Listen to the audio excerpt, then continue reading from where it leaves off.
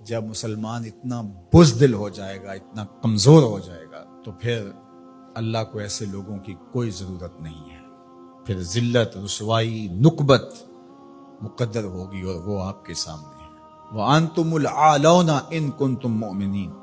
تم سر بلند ہو اگر مومن بن کے رہو. عزت کا تاج تمہارے سر پہ رکھوں گا، یہ میرے رب کا وعدہ ہے، لیکن شرط یہ ہے کہ تم مومن بن کے رہو. اور آج دنیا کا مکروہ اور دوہرا چہرہ بھی سامنے آ گیا، جو انسانی حقوق کی بات کرتے ہیں، کتوں اور بلیوں کے حقوق پہ تنظیمیں بنا رکھی ہیں. آج بلکتے بچے، یہ ایک تصویر دیکھی نہیں جاتی کہ ایک حاملہ عورت کٹ جاتی ہے تو اس کے پیٹ سے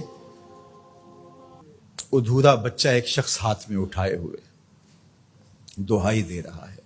ظلم ظلم ہے، بڑھتا ہے تو مٹ جاتا ہے، اور خون خون ہے، بہتا ہے تو جم جاتا ہے.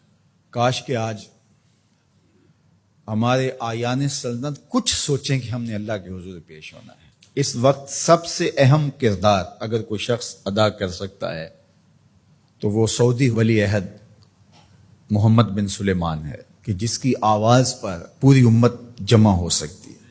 اس وقت کفر متحد ہے، اس وقت پورے یہودی دنیا کے اسرائیل میں جمع ہو رہے ہیں مسلمانوں کے خون کا تماشا دیکھنے کے لیے، اور 56-57 اسلامی ملک ان کو پرواہ ہی نہیں ہے. اس وقت کیا کیفیت ہوتی ہے جب ان کے بچے آواز دیتے ہیں این انتم یا جنود المسلمین، اے مسلمانوں کے لشکروں کہاں ہو تم؟ کس طرح ان کو جواب دیں؟ ایک بیٹی نے آواز دی تھی، صرف ایک بیٹی نے، ناہید نام تھا اس کا، اور بدترین حکمران دنیا اسے مانتی حجاج بن یوسف کو. ایسے جمعے کا خطبہ دے رہا تھا تو محراب کے پیچھے سے آوازیں بلند ہوئیں، تو اس نے پوچھا کیا ہوا؟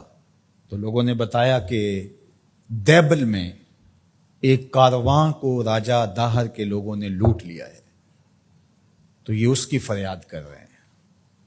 اور وہ ناہید نامی ایک لڑکی نے آواز دی ہے میری مدد کو پہنچو. تو حجاج نے کہا تیری مدد ہو گئی، اور پھر محمد بن قاسم کو تیار کیا، اور پھر وہ قہر بن کے ٹوٹا، صرف ایک بیٹی کی آواز پہ. ایک بیٹی نے پکار دی.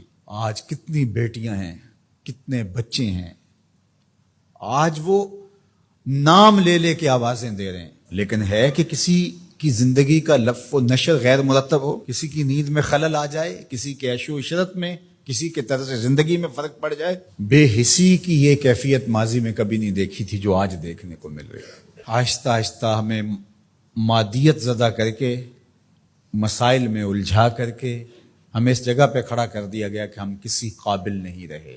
لیکن اگر ہم سچے دل سے رب کے حضور حاضر ہو جائیں اور مظلوم کی داد رسی کے لیے کھڑے ہوں تو اللہ آسمان سے بھی رحمت نازل کرے، زمین سے بھی رحمت نازل فرمائے. اللہ آسانیاں کرے اور فلسطینیوں کو کامل فتح یاب فرمائے، اور اللہ اس امت کو کھویا ہوا وقار دے، اور 56 اسلامی ممالک کو غیرت مند حکمران عطا فرمائے.